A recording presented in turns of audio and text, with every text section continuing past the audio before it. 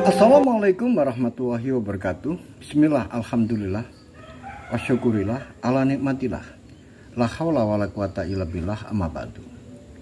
Pemirsa, ketemu kembali dengan Kelamung Putro. Salam budaya warisan Nusantara. Pemirsa, saya akan melanjutkan keterangan-keterangan saya tentang Sanggikolo, Bumi Mojopahit. Pemirsa, di kesempatan yang lalu dijelaskan bahwa Sayyid Ali Rahmatullah membuat pasraman di Ampel Dento, membuat pondok pesantren di Ampel Dento. Oleh sebab itu, sekarang pasraman itu sudah berdiri. Bahkan ada bangunan yang sangat mencolok karena di ujung Galuh tidak ada bangunan seperti itu, yaitu sebuah tajuk atau masjid. Masjid dibangun begitu indah dan begitu megah saat itu. Pintunya saja 40, tiang-tiangnya sebanyak 16 tiang, dan ada bangunan seperti tiang besar yang menjulang ke langit. Kemudian bangunan itu berlubang-lubang. Itu adalah menara di mana setiap waktu sholat maka ada orang yang memanjat untuk naik ke atas, dan sampai di atas mereka memanggil orang-orang sholat, yaitu muadzin, atau dia sedang melakukan adzan. Pemirsa dimanapun Anda berada, termasuk pondok-pondok penginapan para santri juga sudah dibuat. Oleh sebab itu,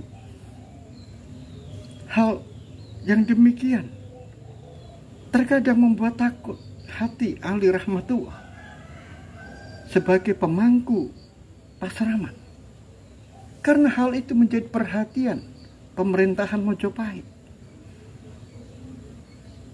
Sayyid Ali Rahmatullah khawatir kalau kerajaan Mojopahit atau ada orang-orang tertentu yang memberikan informasi yang salah terhadap keberadaan pasraman yang ada di Ampel Dento. Oleh sebab itu, Syekh Ali Rahmatullah kemudian menemui pimpinan yang ada di ujung Galuh, yaitu Kanuruhan Lembu Soro. Sayyid Ali Rahmatullah menyampaikan apa yang menjadi kekhawatiran dirinya terhadap bangunan yang begitu megah dan menjadi perhatian banyak orang, sehingga ditakutkan, dikhawatirkan kalau menimbulkan kecemburuan atau sebuah fitnahan serta informasi yang salah terhadap pasraman yang ada di ujung Galuh yang dilakukan oleh penguasa Mojopahit. Lalu apa yang disampaikan Kanuruhan Lembu Soro terhadap keluhan Sayyid Ali Rahmatullah itu? Jangan khawatir, putraku. Kamu adalah menantuku, dan pembangunan ini adalah tanggung jawabku. Oleh sebab itu, kamu jangan terlalu khawatir terhadap orang-orang yang memberikan informasi-informasi salah kepada raja di Mojopahit sana, karena aku yang bertanggung jawab. Pemirsa dimanapun Anda berada, mengetahui jawaban dari lembu soro, maka Sayyid Ali rahmatullah menjadi tenang. Pemirsa dimanapun Anda berada, pembangunan Pasraman, masjid, dan pondok-pondok para santri, itu semuanya adalah jasa dari beberapa orang, terutama adalah lembu soro. Lembu soro banyak mengeluarkan uang untuk pembangunan itu, termasuk mertuanya yang ada di Lasem, yaitu Raden Ayu Manilo, juga banyak mengeluarkan uang untuk menyumbang pembangunan Pasraman dan masjid yang ada di sana. Di samping itu juga ada seorang tokoh tua yang ada di ujung Kalu, yaitu Ki Bangkuning, juga ikut membantu dan memberikan sumbangan hartanya untuk pembangunan Pasraman. Bahkan putrinya mondok di Pasraman yang dikelola oleh Sayyid Ali rahmatullah itu, yaitu Karimah. Kemudian ada orang lagi, yaitu Ki Wiryo Sarojo,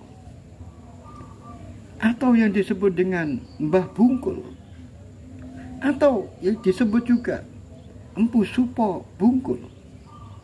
Karena apa? Tanah-tanah yang dipakai masjid maupun bangunan-bangunan yang lain, Pasraman, dan tempat-tempat pemondokan para santri, semuanya itu adalah tanahnya Ki Wiryo Sarojo atau Mbah Bungkul. Pemirsa dimanapun Anda berada, untuk mewujudkan sebuah bangunan Pasraman, ini dibutuhkan beberapa keahlian dan butuh kolaborasi, kerjasama antara satu dengan yang lain. Itu semuanya dimusyawarahkan antara lembu soro sebagai penyandang dana utama, dan juga Ki Bangkuning juga ikut membantu, baik itu tenaga, pikiran maupun harta, dan Ki Wiryo Sarojo. Akhirnya semuanya berusaha bagaimana caranya untuk mewujudkan sebuah bangunan yang megah dan indah. Oleh sebab itu harus didatangkan orang-orang yang profesional, orang-orang yang memang ahlinya. Oleh sebab itu dibutuhkan yang pertama adalah juru goang. Juru goang itu adalah tenaga-tenaga kasar yang dibayar. Pembantu-pembantu tukang yang dibayar. Ini adalah juru goang. Boleh dikatakan dia adalah tenaga bangunan. Nah, kemudian yang kedua, dibutuhkan ahlinya, yaitu yang disebut dengan juru jologro. Juru jologro adalah tukang batu. Orang yang mampu mengolah bagaimana caranya supaya terwujud bangunan tembok, pasir yang diolah dan batu yang diolah, sehingga bisa antara batu satu dengan batu yang lain, serta batu bata ini bisa melekat. Ini dibutuhkan keahlian, yaitu yang disebut dengan tukang batu atau juru jologro. Kemudian yang ketiga, dibutuhkan juru undagi. Apa itu juru undagi? Juru undagi adalah orang-orang yang ahli mengolah kayu.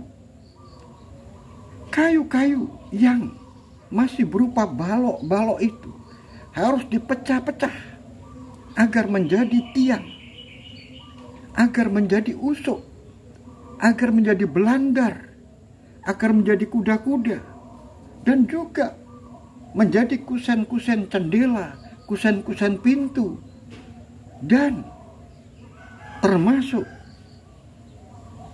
pintu-pintu dan cendela-cendela,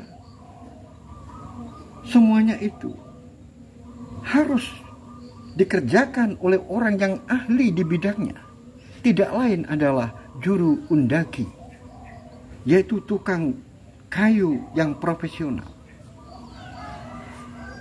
Di samping ada jolo groho, dan juga ada juru undaki.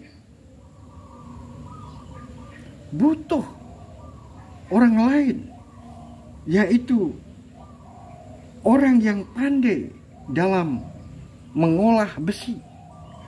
Dibutuhkan tukang pandai.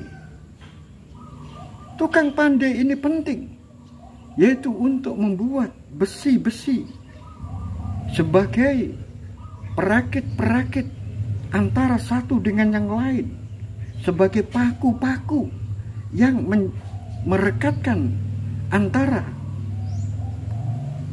kayu yang satu dengan kayu yang lain, dan juga antara batu yang satu dengan batu yang lain, sehingga menjadi sebuah kerangka yang bisa menjadikan bangunan itu menjadi kuat. Ini dibutuhkan juru pandai atau tukang pandai atau pandai besi. Ini yang disebut dengan juru pandai. Kemudian di samping itu juga dibutuhkan juru gembok. Apa itu juru gembok? Juru gembok itu adalah orang yang pandai mengolah kuningan, sehingga di situ nanti ada pegangan pintu, ada pengunci pintu, ada pengunci jendela, dan masih banyak lagi. Itu juga perlu juru kuningan atau yang disebut dengan juru gembok, orang yang ahli di dalam mengolah barang-barang yang berasal dari kuningan, tembaga kuningan. Dan masih ada lagi yang disebut dengan juru kundi. Juru kundi itu apa? Bahwa di bangunan Pasraman itu juga ada, yaitu berupa gerabah, bolo pecah. Maka dibutuhkan orang yang pandai di dalam membuat barang-barang bolo pecah yang disebut dengan juru kundi. Dan yang terakhir adalah dibutuhkan juru sayang.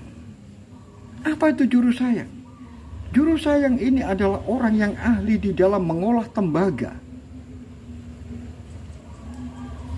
Tembaga-tembaga itu diolah menjadi sebuah barang, yang mana tembaga-tembaga ini menjadi alat-alat, baik itu berupa kunci, berupa semacam pengunci-pengunci, dan juga dipakai untuk perabot-perabot sebagai penghias, penguat, pengait yang ada di dalam bangunan itu. Itu semuanya jadi terwujudnya sebuah pasraman, asrama, pondok pesantren, dan juga masjid atau tajuk dan menara. Maka dibutuhkan beberapa orang-orang yang ahli, yaitu juru goang, juru jologroho, juru undagi, pandai besi, juru gembok, juru kundi, dan juru sayang. Akhirnya terwujudlah sebuah bangunan yang begitu indah dan megah, sehingga kalau ada muadzin yang waktunya memanggil orang sholat, maka dia naik ke atas, karena menara itu dinding-dindingnya ada lubang-lubangnya. Dan setelah sampai di atas, dia menyuarakan suara adzan. Karena dia bersuara keras di atas ketinggian, sehingga suaranya muadzin itu bisa didengar sampai di Kali Emas. Dan itu merupakan sejarah baru di Ujung Galuh. Dan merupakan sesuatu yang menjadi perhatian banyak orang di Ujung Galuh. Pemirsa dimanapun Anda berada, itulah sebuah pembaharuan yang mulai berkembang di Ujung Galuh. Nah, mulai saat itu,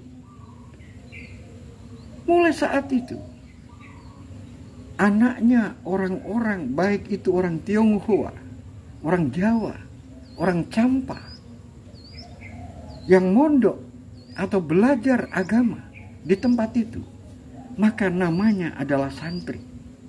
Mulai saat itulah ada istilah baru, yaitu santri, untuk membedakan dengan murid-murid dari Pasraman Siwa Hindu, yaitu yang disebut dengan cantrik.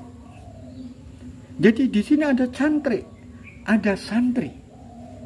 Kalau cantrik adalah siswa-siswa yang belajar agama Siwa Buddha, ada sebutan baru, yaitu santri, yaitu murid-murid yang belajar agama Islam.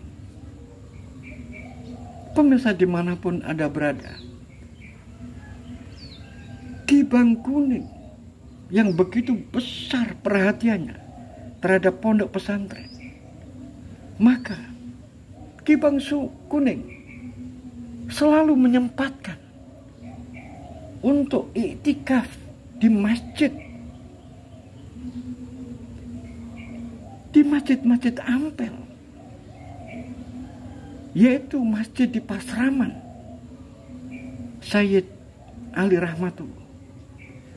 Tetapi ada satu orang yang juga memiliki jasa yang begitu besar, karena saat itu Sayyid Ali Rahmatullah sendiri juga bingung untuk menentukan arah kiblat, yaitu arah kiblatnya sholat. Maka datanglah seseorang, orang tua dari Simongan. Orang tua dari Simongan ini namanya adalah Mbah San atau Buyut San. Buyut San ini, karena orang ini sudah pernah pergi ke Mekah, berarti dia sudah pernah menunaikan ibadah haji. Maka Mbah San ini atau Buyut San ini, karena sudah haji, maka sering disebut Mbah San Haji. Nah, Mbah San Haji ini akhirnya lama-kelamaan sebutannya berubah, bergeser menjadi Mbah Sonaji, yang asalnya adalah Mbah San. Karena dia adalah haji, maka disebut Mbah San Haji. Kemudian bergeser menjadi Mbah Son Haji. Nah, Mbah Sonaji yang datang dari Simongan ini, kemudian dia yang menentukan kiblatnya. Caranya adalah dia mempunyai alat berupa persagi, benda yang berupa alat yang bentuknya persagi itu, tengahnya adalah lubang, tengahnya berlubang, dan benda yang bentuknya persagi ini penuh dengan tulisan, yaitu tulisan Cina. Karena Mbah San ini adalah orang Tionghoa, yaitu bekas laskar dari Laksamana Cheng Hu yang tertinggal di Ujung Galuh. Oleh sebab itu, Mbah San ini membawa alat, karena memang pada saat itu dia ini adalah orang yang ahli untuk menentukan arah. Di dalam keprajuritan, di dalam melaut, harus dibutuhkan orang yang ahli dalam bidang menentukan arah perjalanan kapal. Nah, Mbah San ini, atau Mbah San Haji ini, atau Mbah Son Haji ini, adalah orang yang ahli dalam bidang itu pada saat dia masih menjadi prajurit di bawah Laksamana Cheng Hu. Nah, Mbah San yang sudah tua ini kemudian mengeluarkan alatnya. Alat yang berbentuk persagi, kemudian tengahnya berlubang itu. Kemudian ada alat lagi. Alat seperti sendok yang terbuat dari batu. Kemudian alat yang seperti sendok yang terbuat dari batu itu ada ukir-ukiran yang bertuliskan, entah siapa yang tahu kecuali Mbah Son Haji sendiri yang mengerti. Tapi jelas itu adalah huruf-huruf Tionghoa. Nah, setelah sendok dari batu itu ditaruh di tengah, maka setelah itu diputar, maka Mbah Son Haji menentukan arah kiblat. Maka Mbah Son Haji kemudian menentukan arah kiblat. Sampai sekarang itulah berdirinya masjid yang ada di Ampel Dento itu. Kiblatnya yang menentukan adalah orang yang ahli dalam bidang kiblat, dalam bidang arah, yaitu Mbah Son Haji. Nah, Mbah Son Haji juga sering datang ke Pasraman, dan setiap Jumat juga mengikuti sholat berjamaah, sholat Jumat. Dan Mbah Son Haji ini orang yang tidak mau diam. Dia kalau sudah berada di Pasraman Ampel Dento, dia bergerak ke sana kemari, sehingga menjadi perhatian para santri. Sehingga para santri mengatakan, orang ini tidak mau diam, selalu bergerak. Oleh sebab itu, para santri Jawa memberikan julukan Mbah Son Haji itu sebagai Mbah Ambalang. Mbah Ambalang artinya adalah mbah yang tidak mau diam, mbah yang selalu bergerak. Dan ketika dia bergerak ke sana kemari, sambil dia merapalkan apa? Sambil berkomat kamit mulutnya. Kemudian terkadang dia berhenti, kemudian menghitung, entah apa yang dihitung. Dan menurut orang yang pernah bertanya kepada Mbah Ambalang itu, mengatakan bahwa dirinya adalah memasang mantra-mantra, yang mana mantra-mantra itu dilakukan dan dipasang di tempat itu agar orang-orang yang berkunjung ke tempat itu merasa hatinya tentram, merasa hatinya tenang dan kerasan di tempat itu. Dan dia kalau sudah datang ke tempat itu, dia ingin datang lagi. Itu adalah sesuatu yang pernah dilakukan oleh Mbah Ambalang bagi penyebutan santri-santri Jawa, atau yang disebut dengan Mbah Son Haji. Tetapi orang-orang santri-santri itu lama-kelamaan menyebut Mbah Ambalang menjadi berubah di dalam sebutannya, yaitu Mbah Ambalang menjadi Mbah Bolong. Akhirnya namanya banyak. Ada yang menyebut Mbah San, ada yang menyebut Mbah Son Haji, ada yang menyebut Mbah Ambalang, dan ada yang menyebut Mbah Bolong. Itulah ceritanya Mbah Bolong yang membuat kiblatnya masjid di Ampel Dento. Pemirsa dimanapun Anda berada, termasuk Ki Wiryo Sarojo atau yang disebut dengan Mbah Bungkul atau yang disebut juga Ki Supo Bungkul sering datang ke Masjid Ampel Dento dan ke Pasraman Ampel Dento. Dan yang paling sering adalah Ki Bangkuning. Ki Bangkuning setiap hari melakukan iktikaf di Masjid Ampel Dento. Dan tempatnya selalu di pojok. Selalu di pojok masjid. Pada suatu ketika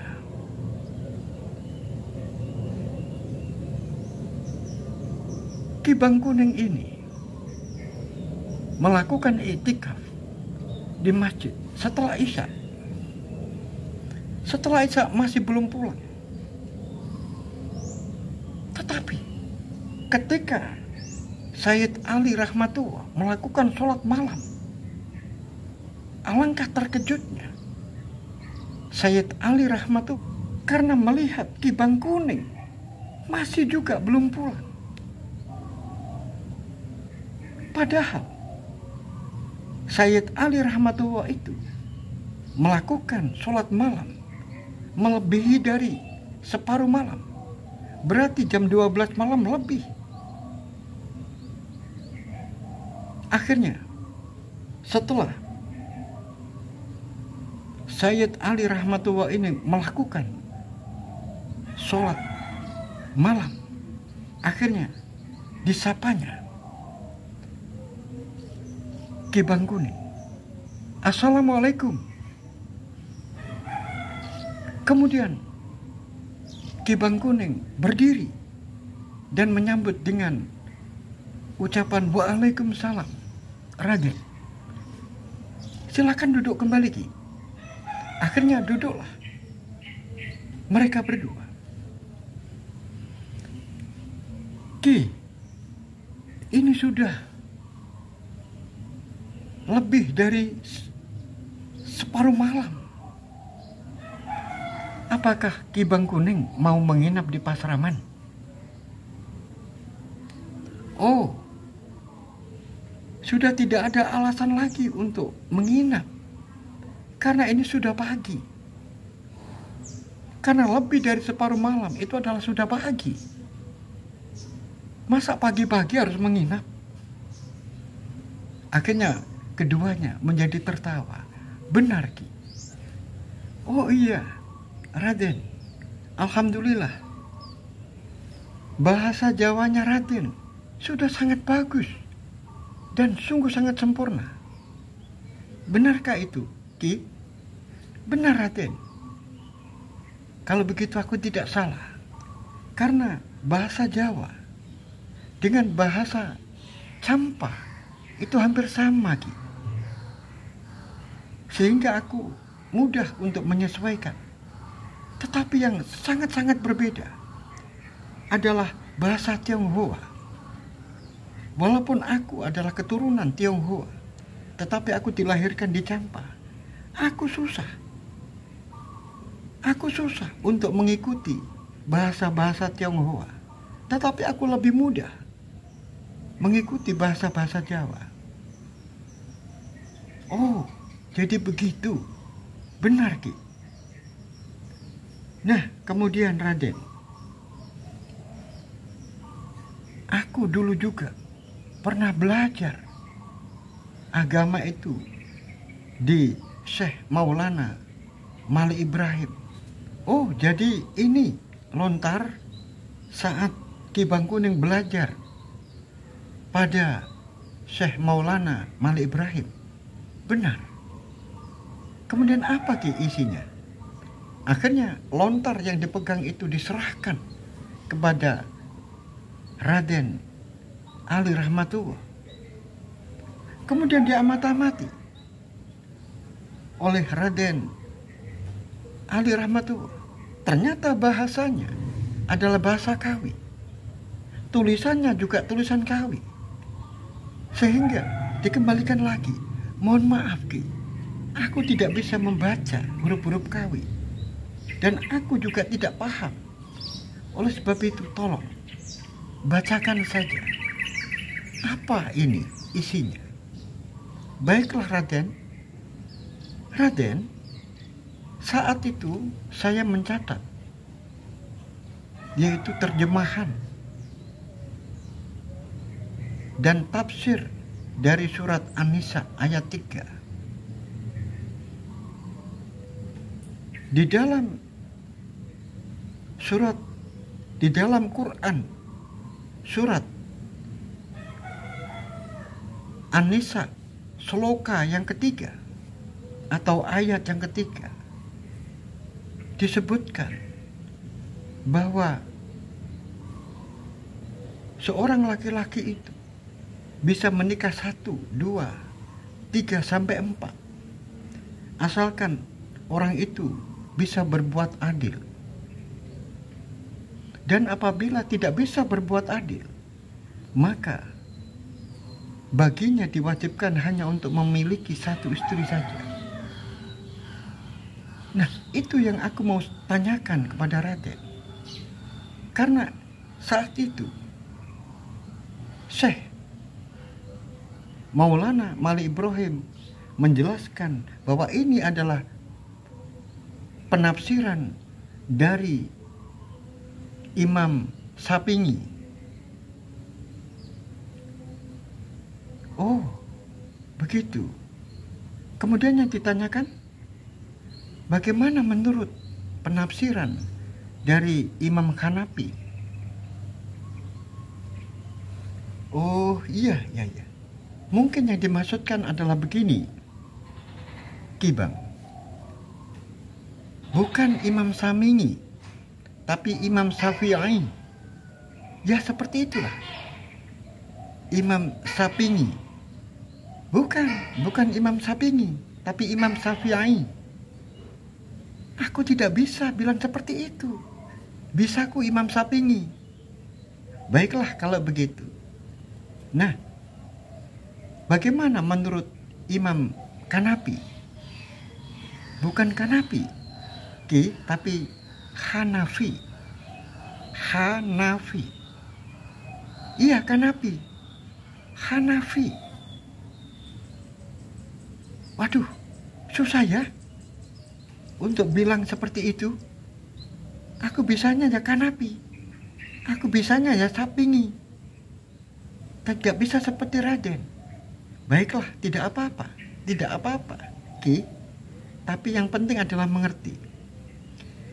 Jadi penafsiran Imam Syafi'i bersama dengan Imam Hanafi itu tidak ada perbedaan. Sama, Ki. Bahwa seseorang itu, seorang muslim laki-laki itu bisa menikahi, boleh menikah 2, 3, atau 4. Tetapi syaratnya harus bisa berbuat adil. Dan apabila tidak bisa berbuat adil, maka lebih baik hanya beristri 1 saja. Berarti kan sama antara penafsiran Imam Syafi'i dengan Imam Hanafi. Oh, jadi sama, Ki. Nah, kalau begitu, bolehkah aku memberikan penafsiran kepada Raden? Tentang apa itu, Ki? Tentang diri Raden. Boleh, silakan, Ki. Boleh. Menurut aku, Raden ini memiliki santri-santri yang beraneka. Ada yang bersuku Jawa, ada yang bersuku Tionghoa, ada yang bersuku Champa, bahkan mungkin ada yang lain. Tapi Raden bisa berbuat adil. Bisa berbuat adil. Tidak membeda-bedakan antara suku Jawa, suku Tionghoa, maupun suku Champa. Dan aku juga melihat Raden juga tidak membeda-bedakan antara yang miskin, antara yang kaya. Juga tidak membeda-bedakan mana yang pejabat dan mana yang tidak pejabat. Raden sungguh sangat adil. Nah, oleh sebab itu Raden, aku sarankan Raden itu memiliki istri lebih dari satu. Betapa terkejutnya Sayyid Ali Rahmatullah setelah Ki Bangkuning berbicara seperti itu. Karena di dalam hati Raden Sayyid Ali Rahmatullah ini menyukai anaknya Ki Bangkuning, yaitu Karimah. Tetapi sekarang orang tuanya bilang seperti ini. Sungguh hatinya Ali Rahmatullah bergetar. Dan itu penting.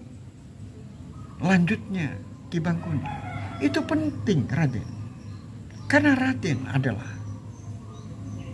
seorang pemimpin yang memiliki banyak santri. Raden harus memiliki banyak anak.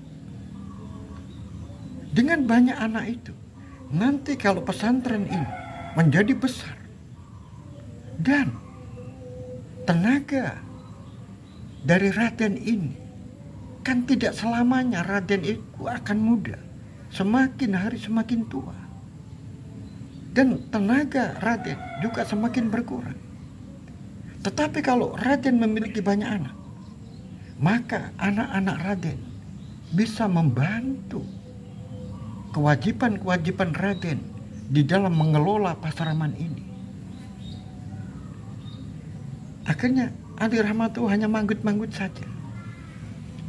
Kemudian Ki Bangkuning melanjutkan lagi. Jangan khawatir Raden, di Jawa ini menikah lebih dari satu bukan sebuah tabu atau larangan atau cemoohan. Sudah biasa. Sudah biasa. Karena di Jawa ini orang laki-laki memiliki istri lebih dari satu, itu banyak. Nah, oleh sebab itu, demi agar kemajuan Pasaraman ini dan untuk menyongsong kemajuan ke depan di dalam mengembangkan agama Islam, maka perlu Raden memiliki banyak anak. Nah, untuk mewujudkan banyak anak, Raden harus beristri lebih dari satu. Dan bagi orang-orang di Jawa ini mempercayai sejak dulu, apabila ada orang tua yang menyerahkan anak gadisnya kepada seorang Brahmana untuk dinikahi, maka dia memiliki pahala untuk menghapus dosa-dosa 10 generasi di atasnya dan 10 generasi ke bawahnya, dan untuk dirinya sendiri. Maka dia adalah orang-orang yang diampuni yang ke-21. Oh, jadi begitu Ki. Jadi begitu Ki, yang ada di Jawa ini.